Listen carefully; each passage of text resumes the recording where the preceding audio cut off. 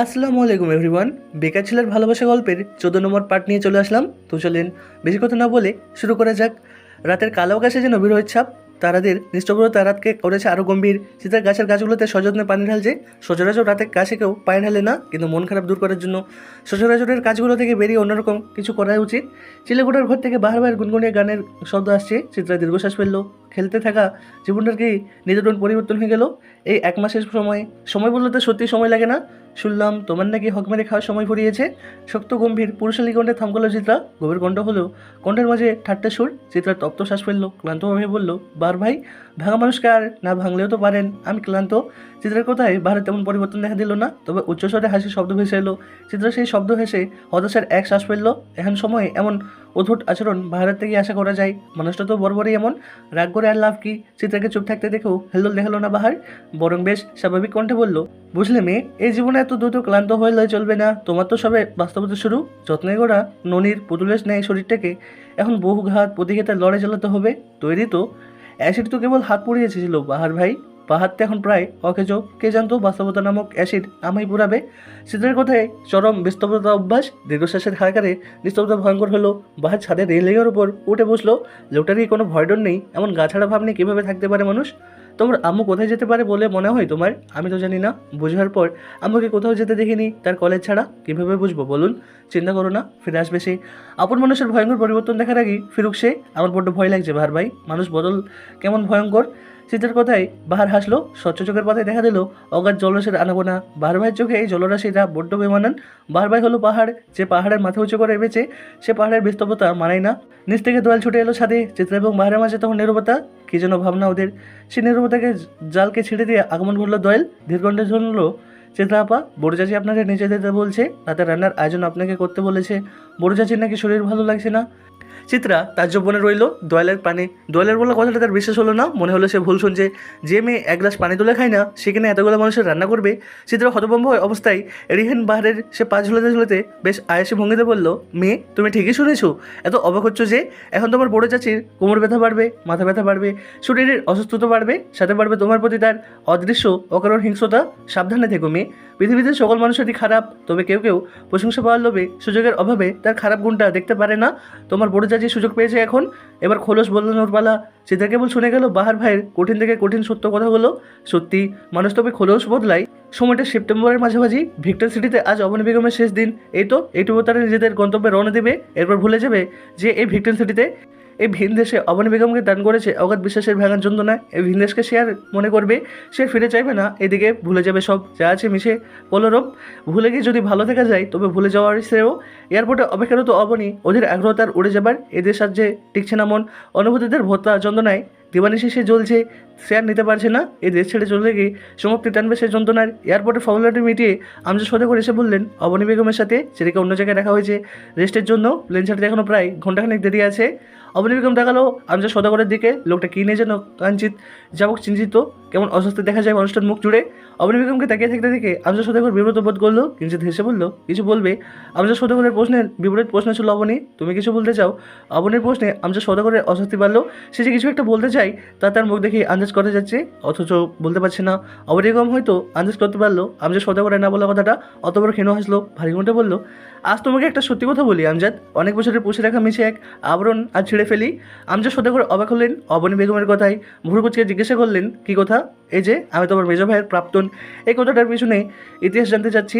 আমজাদ সদাগর বিস্ফোরিত নয়নে অবনী বেগমের দিকে তাকিয়ে রইলেন। এ সময় এই কথাটা যে আশা করেনি, আর এ বিষয়ে তাদের পরিবারের কোনো খোলামেলা আলোচনা হয়নি। তাই এমন আলোচনা যে কাশ্মীর কালেও হতে পারে তা তার ভাবনার বাইরে ছিল। অবনী বেগম আমজাদ সদাগর হতভম্ব থেকে কিঞ্চিত হাসলো, বেশ আরাম করে বসে উঠল। তোমাদের পরিবারে এসেছিলাম মনের পুরুষটাকে ক্ষোভ নিয়ে তোমাদের ধ্বংস করে দিতে, কিন্তু বয়স বাড়ার সাথে সাথে তোমাদের প্রতি বেড়ে গেল মায়া আর ক্ষোভ। যে কতটা ভিত্তিহীন ছিল তাও বুঝতে শুরু করলাম।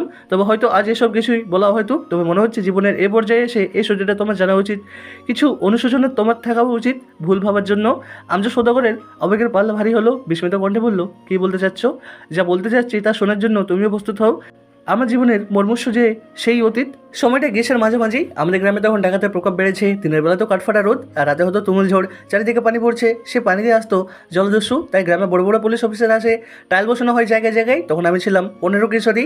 এ গ্রাম ও গ্রাম তাপিয়ে বেড়াতাম। একদিন দুপুরে কাঠফাটা রোদুরে দেখা হয় আমার সর্বনাশা পুরুষের সাথে। কিশোরী মন তখন সেই অপরিচিত পুরুষটার সন্নিধ্য এসে কেমন কেঁপে উঠলো, সে প্রথম আমি অনুভব করলাম। বিশেষ কিছু না, কখনো আমি এর আগে অনুভব করিনি। এক দুপুরে সেই অপরিচিত পুরুষকে প্রথম থেকে আমি ভয় কেঁদে দেওয়ার উপক্রম।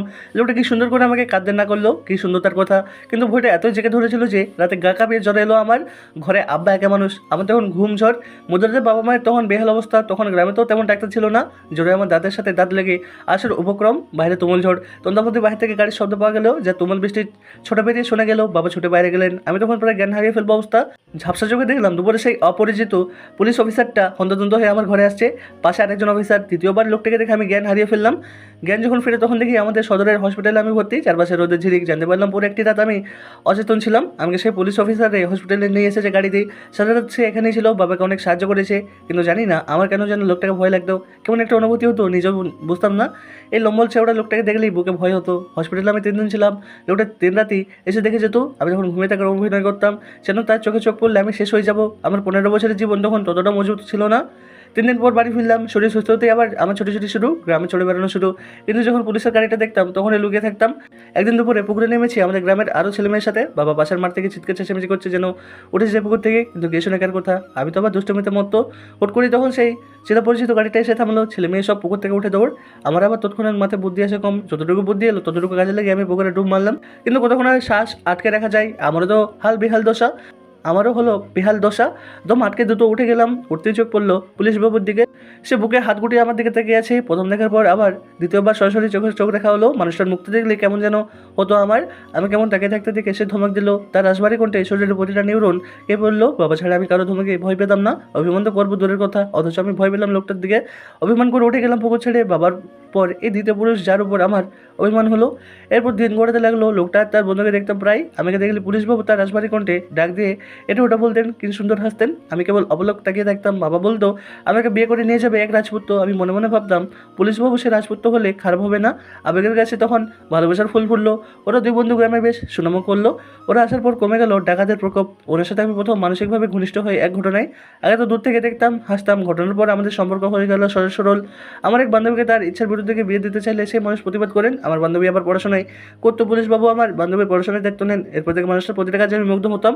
আমার সাথে তার সম্পর্ক একদম কাছের থেকে কাছের হয়ে গেল। মাঝে মধ্যে এটা সেটা রান্না করে পুলিশবাবু আর তার বন্ধুর জন্য নিয়ে যেতাম। 2 বন্ধু কত তৃপ্তি করে খেত। এমন করে বছর পেরোলো, পুরো গ্রাম জেনে গেল আমাদের সম্পর্কের কথা। সবাই জানতো পুলিশবাবুর সাথে আমার বিয়ে হবে। কিন্তু কোথাও থামালেন অবনী বেগম। আমজাদ সওদাগরের তখন হাত কাঁপাকাঁপির অবস্থা। যে সত্যের মুখোমুখি সে আজ হয়েছে তা জানতে পারলে সে নিস্তার নেই। সে উচ্চরিত কণ্ঠে বলল, কিন্তু কি? অবনী বেগমের দীর্ঘশ্বাস ভারী হলো বুক, চোখে টলমল করে উঠল সেই অতীত। বাবার বিষ খাওয়া শরীর যা কাঁধে মাখামাখি হয়ে পড়েছিল মাঠে, কি বিভৎস সে স্মৃতি, কি বিশ্বাসঘাতক মানুষ। তো বন্ধুরা, আজকের গল্পটা এখানে শেষ। পরবর্তী পার্ট শুনতে হলে আমাদের চ্যানেলটি সাবস্ক্রাইব করে আমাদের পাশে থাকুন। ধন্যবাদ।